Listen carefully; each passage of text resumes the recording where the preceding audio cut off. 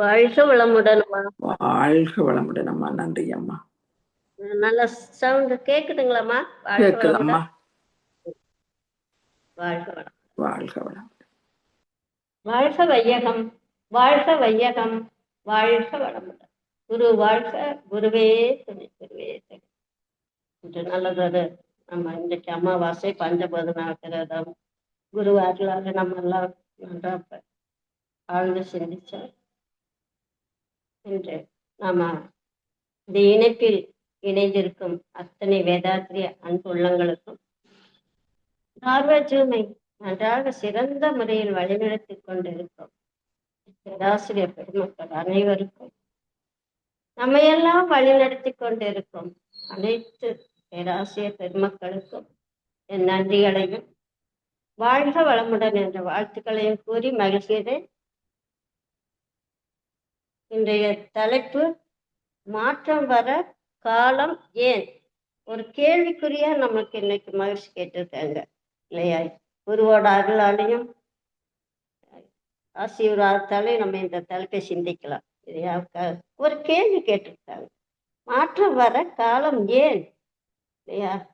இறைநிலையை எப்படி நம்ம வற்றாயிருப்பு, பேராற்றல், பேரழிவு, காலம் இந்த தத்துவங்கள் இயல்பாக கொண்டது, அது உள்ள அடக்கமா இருக்கு இல்லையா? அது தன்மைகளில் ஒன்றான காலத்தை பற்றி தான் இப்ப சிந்திக்க நாம் இருக்கோம். இப்ப முதல்ல காலம் என்றால் என்ன, அதை சிந்திக்கலாம். ஏன் மாற வேண்டும்? காலம் ஏன் மாற்றத்துக்கு காலத்துக்கும் என்ன சம்பந்தம்? கால மாற்றத்தால் ஏற்படும் நன்மைகள் தான் என்ன? கால மாற்றத்தால் உயிரினங்களுக்கும் மனித குலத்திற்கும் ஏற்படும் மாற்றங்கள் என்ன என்ற வினாக்களை தான் நம்ம இப்ப சிந்திக்க இருக்கோம். இதை பற்றி சிந்திக்கலாம். முதல்ல மகிழ்ச்சி சொல்லியிருக்காங்க, காலம் என்றால் என்ன அப்படிங்கிற ஒரு கவியை கொடுத்திருக்காங்க மகிழ்ச்சி. காலம் என்றால் என்ன அப்படின்னு, காலத்தின் நுண்ணழகு கண் சிமிட்டு நேரம், கணக்கில்லை இரண்டு அதிர்வுக்கிடையே அமையும் நீளம், காலம் என்ற இரையாற்றல் அதிர்வலையாய் உயிர்கள் கருத்தரித்தல் முதல் இறத்தல் வரை அனைத்துமாகும். அதனால் காலத்தை காலன், காளி, இயமம் என்று மொழிந்திடுதோம். கருத்துயர்த்தி சிந்தித்து தெளிவடைந்து கொண்டால், கருத்துயர்த்தி சிந்தித்து தெளிவடைந்து கொண்டால் காலம்தான் அனைத்தையுமே மாற்றிக்கொண்டிருக்கும். கணக்கறிவோம், பயன்படுத்தி ஆக்க வழி வாழ்வோம். எவ்வளவு சிறப்பா நம்ம காலத்தை எப்படி பயன்படுத்தணும் அப்படிங்கிறத மகிழ்ச்சி நமக்கு இந்த கவி மூலம் விளக்கியிருக்காங்க. இறைநிலையா என்ன, தூய வழியா இருக்கு, இருப்பாற்றல் அதுதானே. எல்லையில்லா தன்மைகள் இருப்பாக இருக்குது. அது எவ்வளவு ஆற்றல் களமா இருக்கு இல்லையா? அது சும்மா இருக்குமா? நம்ம கொஞ்சம் ஆற்றல் கொஞ்சம் ஒரு கடுகளவு கூட இல்லை, நம்மளால சும்மா இருக்க முடியல இல்லை, அவ்வளவு ஆற்றல் உள்ள அசையாமல் இருக்க முடியவில்லை இல்லையா? எல்லையற்ற ஆற்றல் இறைநிலைன்னு அதனால என்ன பண்ணிக்குது, தன்னைத்தானே அழுத்தி கொள்கிறது இல்லையா? அழுத்தம் மகிழ்ச்சி சொல்லிட்டு, அழுத்தம் என்ன உந்த ஆற்றல் ஒன்றை கொண்ட இல்லையா?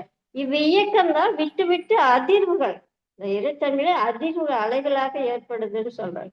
ஓர் அதிர்வுக்கு இன்னொரு அதிர்வுக்கு ஏற்பட்ட நேரம் தான் காலம் அப்படின்னு அதை கன்சிடர். அதிர்வுகள் இருந்துகிட்டே இருக்கு, ஒரு அதிர்வு இன்னொரு அதிர்வுக்கு அது எவ்வளவு கணிக்க முடியாது. அது இறைவன் கணக்கு, அது இறைவன் கணக்கும்பாங்க. அந்த காலத்தை நம்ம அந்த ஒரு அதிர்வுக்கு இன்னொரு அதிர்வுக்கு ஏற்பட்ட நேர காலம் அப்படிங்கிறார். இந்த அதிர்வு இருந்து கொண்டே இருப்பதால் தானே இறைநிலையே என்ன ஆகுது, இந்த அதிர்வு காலம் காலத்தினால இறைநிலை என இறைத்துகளாக மாறுது இல்லை? இறைத்துகள் கூடி அந்த இறைத்துகள் கூடி விண்ணாகி, இதெல்லாம் காலத்தின் மாற்றம் தானே. இங்கேயே காலம் உருவாகி விட்டதல்வா? இறைத்துகள் அந்த அதிர்வுகளுக்குள்ள காலத்தை உருவாகி அந்த இறைநிலையே இறைத்துகள்ங்கிற ஒரு காலம், அந்த இறைத்துகளே விண்ணாகுங்கிற ஒரு காலம். இந்த விண்ணே என்ன ஆகுது, பஞ்சபூதங்களாக மாறக்கூடிய காலம். எல்லாம் காலத்துலதான் இயங்கி கொண்டு இருக்கிறது. பிரபஞ்சமாக இயங்கி கொண்டு இருக்கிறதே இறைநிலையின் இயக்கம் இல்லையா? அந்த இயக்கம் தானே காலத்தால் வரக்கூடியது. இறைநிலையின் நீதிதான் காலம், இறைநிலையின் நீதிதான் காலம். இப்ப பிரபஞ்சத்தை இயக்கத்திற்கும் விளைவுகளுக்கு காலம் தானே காரணம். காலம் என்பது இல்லை என்றால் மாற்றத்திற்கு வழியே இல்லை. காலம் இல்லைன்னா மாற்றமே இல்லை, மாற்றம் இல்லை என்றால் இயற்கையே இல்லை இல்லையா? எனவே மாற்றம் வர காலம் அவசியம். மாற்றம் வர காலம் அவசியம். அந்த பேரறிவு தெரியாதா அந்த காலம் வேணும் அப்படின்னு இல்லையா? அந்த அறிவு தான் நம்மளுக்கு காலமாக வந்து முதல்ல வற்றாயிருப்பு, பேராற்று, பேரறிவு என்று மூன்றுதான் மகிழ்ச்சி சொல்லுவாங்கன்னு சொல்லுவாங்க இல்லையா? மூன்றுதான். மீண்டும் தவத்தில் ஆழ்ந்து அதுவாகவே மாறி, அதுவாகவே மாறினா அதுவே சொல்லும் என்ற கருத்துப்படுத்தி உணர்வாக பெற்ற பின்புதான காலம் என்ற 4 தன்மைகளாக இறைநிலை கொண்டு என்று மகிழ்ச்சி நமக்கு தெளிவுபடுத்தியுள்ளார்கள் அல்லவா? அதுதான் உயிர்கள். அதுதான் சொல்றாங்க, உயிர்கள் கருத்தரித்த முதல் இறப்பு அனைத்தும் காலத்தின் முக்கியத்தை எடுத்துக்க இருக்கிறதா? பஞ்சபூதங்கள் தோற்றமே இல்லை என்றால் உயிரினம் எப்படி தோன்றும்? இல்லையா? பஞ்சபூதங்கள் தோன்றதுக்கு இல்லைன்னா இப்ப உயிரினமே இல்லை. பஞ்சபூதங்கள் சரியான விகிதாச்சாரத்தில் அமைந்து கோள்களின் ஆற்றல் சேரும் போது முதல் பௌதிகமான விண் சுழற்சி பெறும்போது உயிர் ஓட்டமாக உயிரினம் தோன்றுதல்வா? ஓர் அறிவு முதல் 6 அறிவு வரை காலத்தின் மாற்றம் தானே. எவ்வளவு அற்புதங்கள்! ஓர் அறிவிலிருந்து 6 அறிவு வர காலத்தின் மாற்றம் தானே. இது எவ்வளவு அற்புதங்கள்! முதல் இப்போ ஓரறிவு தாவரத்தை சிந்திச்சு பாருங்க, எவ்வளவு மாற்றங்கள்! ஒரு மாதத்தில் வளரக்கூடிய தாவரம் 6 மாத காலத்தில் வளரக்கூடியதா, ஒரு வருடத்தில் எவ்வளவு! அதுவும் அந்த தாவரங்கள் எந்தெந்த காலத்தில் நிலத்தில் வேறு ஒன்றி மேலே வந்து கிளைகளாக ஊர்ந்து மரங்களாக வளர்ந்து, அப்போ எந்த காலத்தில் பூவாக வளரணும், மலராக வேண்டும், பின் பிஞ்சாகி காயாகி கனியாகி மாற ஒவ்வொன்றும் ஒவ்வொரு காலத்தை இறைநிலை கணித்திருக்கிறது அல்லவா? ஒவ்வொரு காலமும் ஒவ்வொரு முறை அந்த மலர்ச்சியில இப்போ புழுகள் வாங்கி எத்தனை எவ்வளவு புழுகள், அதுல எத்தனை மாற்றங்கள்! இப்படி நான் ஒரு அறிவுல இருந்து 4 அறிவு 5 அறிவு விலங்கினம் வரை எத்தனை வகை மாற்றங்கள் இல்லையா? அப்போ ஒவ்வொரு மாற்றத்திற்கும் ஒவ்வொரு காலம். உடனே இப்ப இறை துகள் வந்து சேர்ந்து கோடிக்கு உடனே விண்ணாக அது கோடிக்கணக்கான விண்கள் சேர்ந்து இந்த கோடிக்கணக்கான இறைத்துகள் சேர்ந்து விண்ணாகி வர எத்தனை காலங்கள்! இது காலத்தின் கணக்கு தானே. எவ்வளவு காலங்கள்! அப்ப இப்ப 5 அறிவு வந்த பிறகு இப்ப எவ்வளவு கோடி ஆண்டுகள் கழித்து உடனே நம் மனிதனாக வந்தோமா? எவ்வளவு மாற்றங்களை தாண்டி எவ்வளவு கோடி ஆண்டுகள் கழித்து மனித பிறவி. நினைத்து பார்த்தால் எவ்வளவு அற்புதங்கள்! காலத்தின் கோலம் எவ்வளவு அதிசயங்கள்! உயிரினதும் ஒரு கொஞ்சம் வெப்பம் சிறிது நீரும் சேர்ந்தா கருவாக மாற்றக்கூடிய தன்மை இல்லையா? ஒரு செல் உயிரினம் கருமுட்டையில் சேர்ந்தவுடன் காலத்தால் எவ்வளவு மாற்றங்கள் பாருங்க. ஒரு செல் இப்ப உயிரினா கருமுட்டைக்கு சேர்ந்தவுடன் காலத்தால் எவ்வளவு மாற்றங்கள்! மகிழ்ச்சி! ஒரு எல்லையற்ற ஆற்றல் உள்ள இறைவன் திருவுள்ளம் என எவ்வுயிரும் தோன்றுவதற்கு ஏற்றதொரு வழி பெண்ணினத்து. இது சிந்திச்சு பார்க்க, என்ற பெண்ணினத்துக்குன்னு ஒரு இவ்வளவு சிறப்பு கொடுத்த இறைநிலை பெண்ணினத்தின் வடிவத்துக்கு காரணம் அது எனக்கு யோசிக்க தோணுச்சு. ஏன் இந்த திருவுருவா இந்த பெண்ணினத்தை வைத்தார்? ஏன்னா தெய்வங்களை எல்லாம் காமாட்சி, மீனாட்சி, விசாலாட்சி, இப்படித்தான் அஷ்டலட்சுமி, நதிகளுக்கு அங்கை, யமுனை, சரசு, இதெல்லாம் பெண்ணின் வடிவமாக ஏன் பெண்ணினத்தை எவ்வுயிரும் தோன்றுவதற்கு ஏற்றதொரு வழியா பெண்ணினத்தை வடிவமைத்தான்ங்கிறார். அப்ப பெண்களுக்கு அப்படிங்கிறது இறைவனே நம்மளுக்கு ஒரு வரப்பிரசாதமா நம்மளுடைய இனத்தை பெண் இனத்தை வடிவமைத்தான்ங்கிறது நம்ம உணர்வாக இதை உணர்ந்து கொள். இதை சிந்திக்கக்கூடிய நேரம் எனக்கு கிடைச்சது. வாழ்க வளமுடன். ஒவ்வொரு மாத காலத்திலும் பாருங்க, ஒவ்வொரு மாத காலத்திற்கும் ஒவ்வொரு வளர்ச்சி. ஒவ்வொரு மாதமும் ஏன்னா ஒவ்வொரு கரு ஒரு முட்டைக்குள்ள போனோம்னு உடனே கரு எவ்வளவு உள்ளுக்குள்ள எத்தனை மாற்றங்கள்! ஒவ்வொரு மாதத்துக்கு கருவாக வளர்ச்சி அடையும் போது கர்ப்பப்பை விரிவடைந்து தன்மை காலத்தால் மாறுகிறது இல்லவா? ஒரு மாதத்துல இருந்து அடுத்த மாதம் விரிவடைந்து 10 மாதத்துல எவ்வளவு கற்பை வளர்ச்சி எப்படி இருக்கு! மனித குலம் எப்படி உருவாகும்? இந்த மாற்றம் இல்லை அப்படின்னா மனித குலம் எப்படி உருவாகும் சிந்திக்க வேண்டியதுதான். இவை மனித குலம் தோன்றி எத்தனை கோடி மக்கள், இப்ப மனித குலம் எவ்வளவு கோடி மக்கள் காலத்தால் நிகழ்ந்திருக்காங்க. இதெல்லாம் அற்புதம் தானே, காலத்தால் மலர்ந்த அற்புதம் தான். இப்ப மனிதல எவ்வளவு காலம் மனிதன் இப்ப மனிதாற்றல்னாலும் மனிதனுக்குள்ள எவ்வளவு இளமை காலம், குழந்தை பருவம், முதுமை பருவம், ஒவ்வொரு காலத்திலையும் என்ன உடல் ரீதியாகவும் மன ரீதியாக எவ்வளவு மாற்றங்கள் ஏற்படுது இல்லையா? இறப்பு ஏற்படும் போது எப்படி இருக்கு? ஒவ்வொரு காலத்துக்கும் ஒவ்வொரு இறப்புங்கிறது காலம். அந்த மகிழ்ச்சி கொடுத்துக்கல பிறப்பு முதல் இறப்பு வரை எவ்வளவு மாற்றங்கள்! அது அந்த இறப்பு ஏற்படும் போது எவ்வளவு ஒவ்வொரு காலத்துக்கும் ஒவ்வொரு உறுப்புகளா இயக்கத்தை இழக்க செய்து உறுப்புகள் அனைத்து செயலில்லாம செய்து காலத்தால் ஒரு மாற்றம் தானே இறப்புங்கிறது. அதனால்தான் காலத்தை என்ன சொல்றாங்க, காலன் காளி யமன் என்று கூறியுள்ளார்கள். காலத்தை உணர்ந்தவர்கள் காலம்தான் அனைத்தையும் மாற்றிக்கொண்டிருக்கிறது என்று உணர்ந்து கொண்டால் காலத்தை நம்ம மதிக்கவும் பயன்படுத்தவும் உணர்ந்து கொள்ளலாம் இல்லையா? அதான் பெரியவர் சொல்லுவாங்கல்ல, காலம் பொன் போன்றது, கடமை கண் போன்றதுன்னு சொல்லுவாங்க இல்லையா? அதுதான் காலத்தை மதிக்கணும். ஓசை சொல்றாங்க, நம்ம காலம் நினைத்தாத கடல் இருக்கு மீன் ஒரு மீன் கடல் எங்கேன்னு கேட்டுருந்தோம். அது மாதிரி நம்ம காலம் எங்கே, எப்போ நல்ல காலம் வருமா, இப்ப செய்யலாமா, இந்த காலத்துல செய்யலாமான்னு கேட்டு நம்ம காலத்திலேயே தான் இருக்கிறோம். நம்ம இருப்பது ஒரு காலம், அவரு தான் பிறக்கிறார், அவர் இந்த காலத்துல தான் வளர்றோம் இல்லையா, வாழ்கிறோம், அவளைத்தான் அந்த காலத்துல தான் நம்ம இறந்து போறோம். நம்ம உள்வாங்க மூச்சு வெளிப்படி மூச்சு காலத்தால் தான் நடந்துட்டு இருக்கு இல்லையா? குழந்தை பருவம், இளமை பருவம், இதெல்லாம் காலத்தின் கோலம் தானே. இதெல்லாம் காலம் இல்லை என்றால் மாற்றம் எங்கே? அப்ப மகிழ்ச்சி அடுத்த ஒரு கவி சொல்றாங்க, காலத்திற்கு ஒத்த திருத்தம் வேண்டும். இப்ப காலம் வந்தாச்சு, வந்தாச்சு, காலத்துக்கு தகுந்த மாதிரி திருத்தம் வேண்டும்னு சொல்றாங்க. இப்ப காலத்தை பத்தி நம்ம அந்த காலத்துக்கு நம்ம எப்படி திருத்தி கொள்ளணுங்கிறது ஒரு கவியில் சொல்றாங்க. ஏன்னா கண்ணுக்கு கண், கைக்கு கை, காலுக்கு கால் பதிலாய் போக்கும் முறை முந்தைய முற்காலத்தில் பண்பாடாய் வளர்ந்த போது.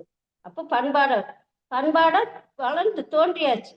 பரம்பரையாய் பலகாலம் தொடர்ந்ததுண்டு. ஆனா விண்ணலையை அறிந்த பேரறிவில் வாழும் விஞ்ஞான காலத்தில் அவை ஒவ்வாது.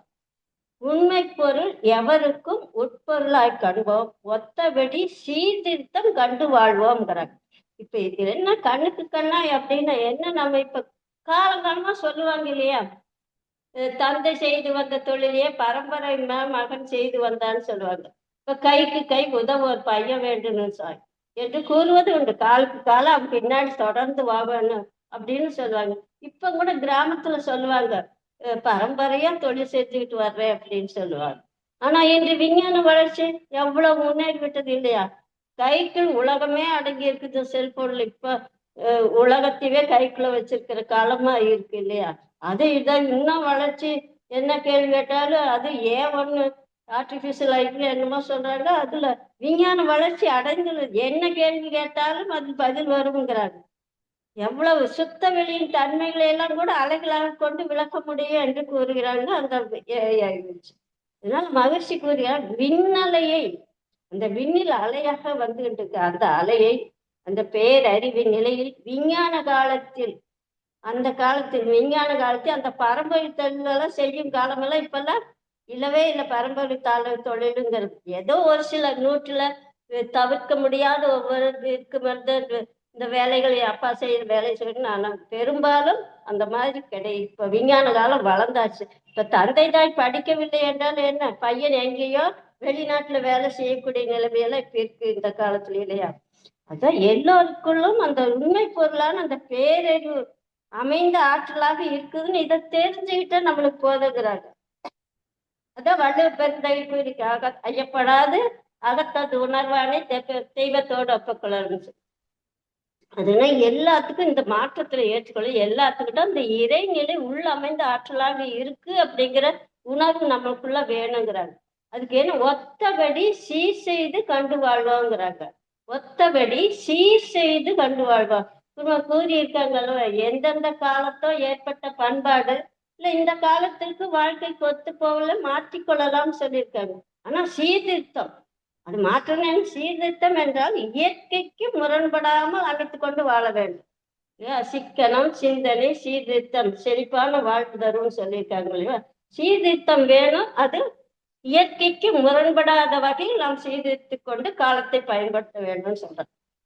அப்புறம் காலம் தவறாமல் கடமையை செய், இல்லை என்றால் காலம் உன்னை தாழ்த்தி விடும்னு 1/12 அந்த நாள்காட்டி அட்டை இதுல குறிப்பிட்டிருந்தாங்க. காலம் தவறாம கடமையை செய், இல்லை என்றால் காலம் உன்னை தாழ்த்தி விடும். ஏன்னா கடமை மகிழ்ச்சி கடமை தான் சொல்லுவாங்க இல்லையா? 5 வகை கடமைகளை சொல்லியிருக்காங்க இல்லையா? தான் குடும்பம் சுற்றம் ஊர் உலகு என்று ஒன்றினால் ஒன்றே கெடாமல் செய்ய வேண்டும் இல்லையா?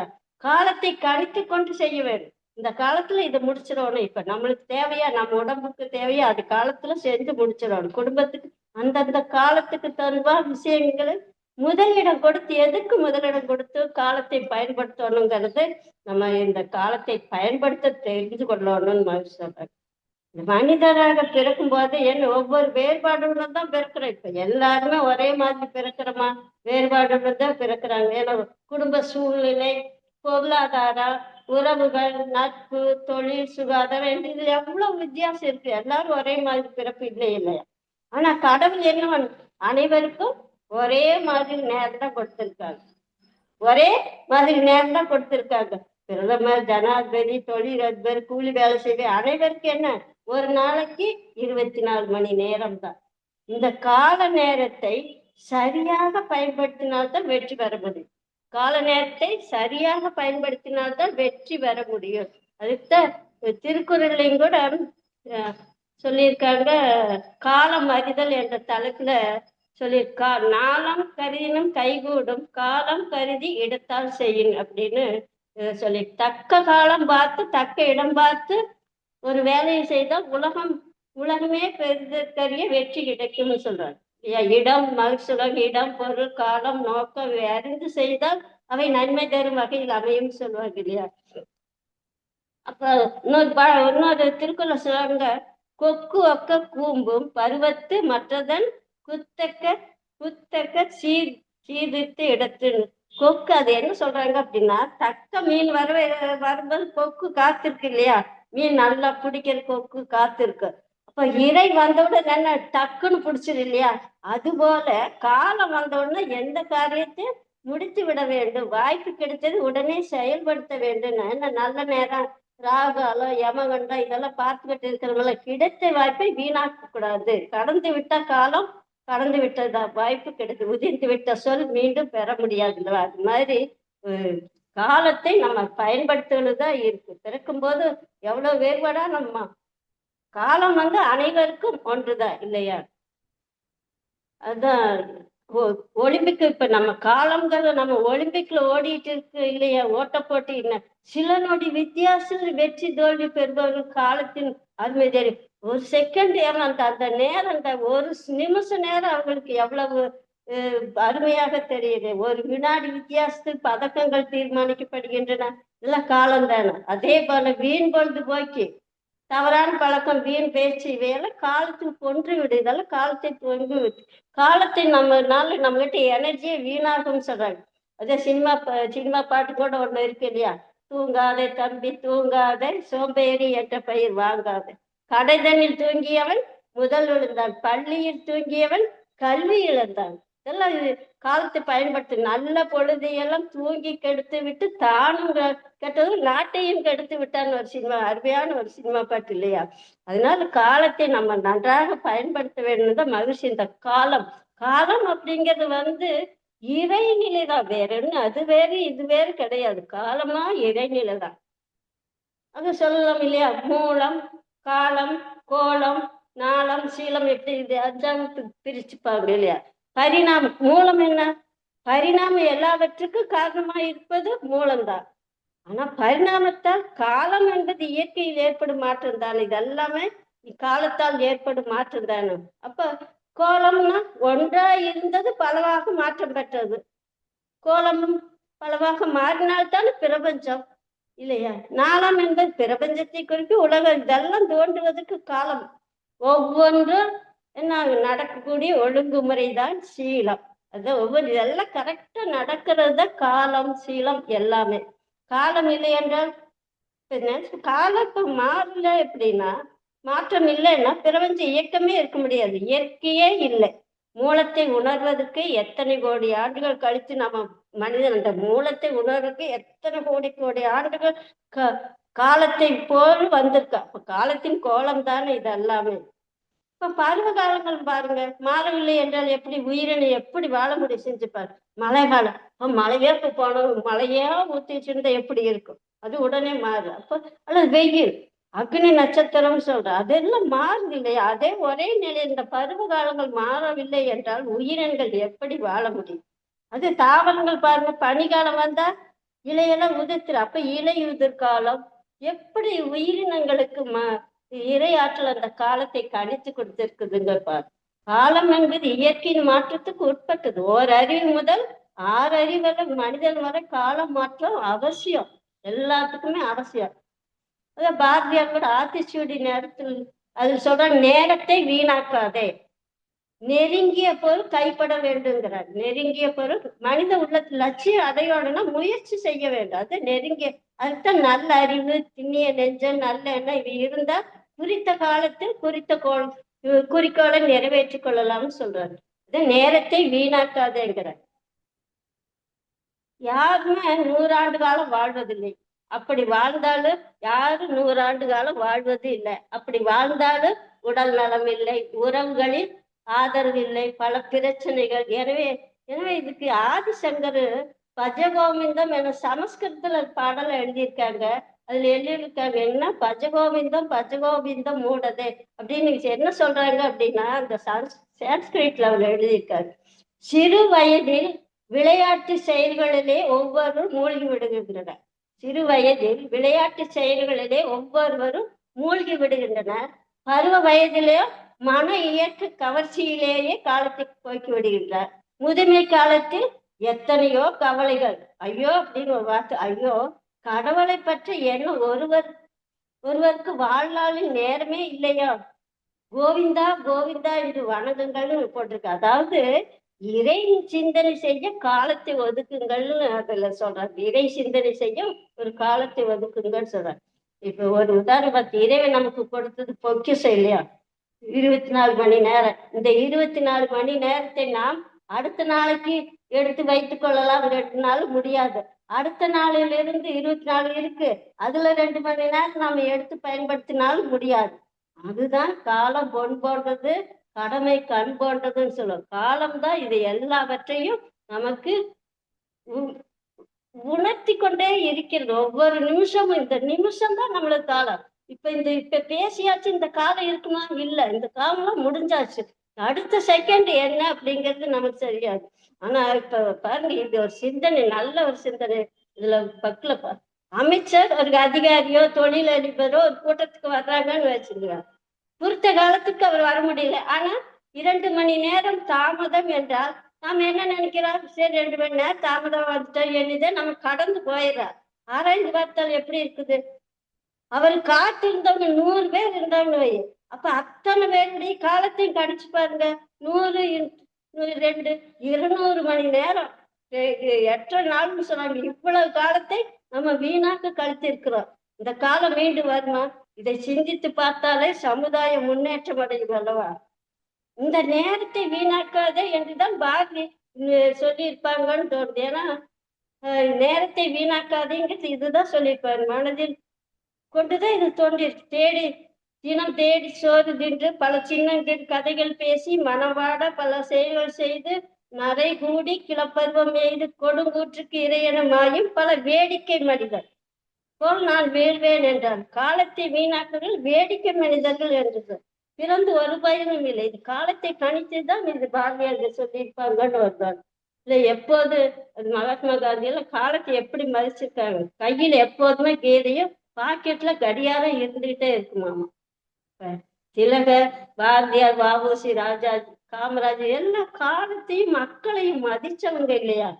அப்ப இது போட்டிருந்தாங்க, நேரு தன் மகளுக்கு எழுதிய கடிதத்தில் டிஸ்கவரி ஆஃப் இந்தியாங்கிற ஒரு புக்ல எழுதியிருக்காரு. நேரத்தின் முக்கியத்தை, கடமையின் முக்கியத்தை பற்றி எழுதும்போது அவர் குறிப்பிட்ட பணியை முடிக்கவில்லாத போது என் நேரத்தை திருடி கொண்டு முடிப்பேங்கிற ஒரு செயலை முடிக்கலைன்னா என்னோட நேரத்தை திருடி கொண்டு முடிப்பேன். நேரத்தை திருட முடியுமா? அது என்ன சொல்றாங்க, சாப்பிட நேரம் குறைச்சு, உறங்கும் நேரம் குறைச்சு, பேசும் நேரத்தை எல்லாம் குறைச்சு அந்த முக்கிய பணியை முடிக்க பயன்படுத்துவேன்னு எழுதியிருக்காங்களாமா. எப்படி இருக்கு பாருங்க, நேரத்தை எப்படி மதிச்சிருக்காங்க. டாக்டர் ராதா, லால் பகதூர் சாஸ்திரி, அப்துல் கலாம் சரியாக பயன்படுத்தி கடமையை செய்து வாழ்ந்து காட்டினார்கள். நம்ம குருமகான் எடுத்துங்க, வேற எங்க நம்மளுக்கு வாழ்ந்து காட்டியிருக்காங்க. எப்படி காலத்தை பயன்படுத்தி வறுமையிலிருந்து மீண்டும் அந்த இறைவுடனும் காலத்தை பயன்படுத்தி மகான் அல்லவா. இவர் காலத்தையெல்லாம் நம்மை வென்றவர்கள், இவர்கள்தான் காலத்தை வென்றவர்கள், காலம் காலமாக வாழ்ந்து கொண்டு இருப்பவர்கள் இல்லையா? ஐசக் நியூட்டன் கூட ஒரு ஆராய்ச்சி கூடத்துல இருக்காங்க. அப்ப ஈடுபட்டு அவரோட நண்பர் வந்து பார்க்க வர்றாங்க. அப்ப அவர்கிட்ட சொல்றாங்க, சிறிது நேரம் இருங்க, வந்து விடுகிறேன்னு. அப்போ சொல்லிட்டு உள்ள போயிட்டாரு. அந்த நண்பர் வெகு நேரம் காத்திருக்க, வரவே இல்லை. அவருக்கு பசி வந்துருச்சு. திரும்பி பார்க்கும்போது அவர் வீட்டுல இருந்து அவருக்கு சாப்பாடு கொண்டு வந்து வச்சிருக்காங்க. அந்த நண்பர் என்ன, பசி வந்தது, சாப்பிட்டு பாத்திரத்தை எல்லாம் கழுவி வச்சுட்டு அவர் போயிட்டாரு. இவர் கொஞ்ச நேரம் கழிச்சு வெளியில் வந்து பாக்குறாரு. நம்ம பசிக்குது, சாப்பிட்டா பாத்திரம் நான் சாப்பிட்டது கூட தெரியாம இருந்திருக்கு பாரு, சாப்பிட்டு முடிச்சிருக்கேன், அதுவும் கூட தெரியல பாரு எனக்குன்னு வேலைக்கு மீண்டும் ஆராய்ச்சிக்கு செஞ்சாங்க. அப்ப அவங்களுக்குள்ள காலம் தான் இந்த செயலை முடிக்கும் போது அவங்ககிட்ட இந்த பசி உணர்வு, இதெல்லாம் காலத்தை கடந்து அந்த காலத்தை மதிச்சு வாழ்ந்தவங்க அல்லவா. இதெல்லாம் நம்மளுக்கு எடுத்து கொடுக்க காலம் எவ்வளவு உண்மையை நம்மளுக்கு கத்துக் கொடுக்குது இல்லையா? இன்னும் சாப்பிட அதெல்லாம் எவ்வளவு சிந்திக்கிறாங்க. இது நம்ம மகிழ்ச்சி சொல்லியிருக்க, உண்டு தின்று உறங்கவா பிறந்தோம் ஏன்னு நினைத்து பார்த்து அந்த காலத்தை நம்ம பயன்படுத்துவோம் அல்லவா. அதனால காலம் நமக்கு எப்பொழுதும் கைகூடுங்கிறத நம்ம மதிக்கிறதா இருக்குது. இப்போ ஒவ்வொரு காலத்துல நமக்கு ஒவ்வொன்று இருக்கும், ஒவ்வொரு காலத்துல ஒவ்வொன்று இல்லாம. இப்ப குழந்தை பருவத்தை எடுத்து பாருங்க. நமக்கு நேரம், சக்தி எல்லாம் இருக்கு, ஆனா பணம் இருக்காது. இளமை காலத்தை எடுத்து பாருங்க, பணம் சக்தி இருக்கு, ஆனா நேரம் இருக்காது. முதுமை காலத்தை எடுத்து பாருங்க, நேரமும் பணமும் இருக்கும், சக்தி இருக்காது. இதெல்லாம் ஒவ்வொரு காலத்திலயும் ஒவ்வொரு மாற்றங்களை நம்மளிடையே இருந்துகிட்டே இருக்கு. அதனால காலத்தை நம்ம எவ்வளவு மதிக்கிறோமோ, நம்ம கடமையை செய்கிறோமோ, அதுக்கு நம்மளுடைய மகிழ்ச்சி கொடுத்த நம்ம பயிற்சிகள் தான் நம்மளுக்கு காலங்காலமாக நம்மளுக்கு பயன்பெறும். அதனால காலத்தை நம்ம பயன்படுத்தும் விதம், எண்ணம், சொல், செயல எப்பொழுதும் காலத்தை பயன்படுத்தும் போது அடிப்படையாக நம்ம இருக்கணும்.